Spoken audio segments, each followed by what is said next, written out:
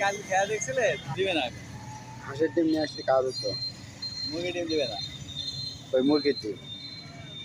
ওই মুরগিও আছে দেখলাম। ওই যে আরো কি সোনালি মোনালি সবই দেখছি ওখানে আছে। রানী হাঁস আমি বলছি হুম। যে সিলা দিলে নিব না নিব না।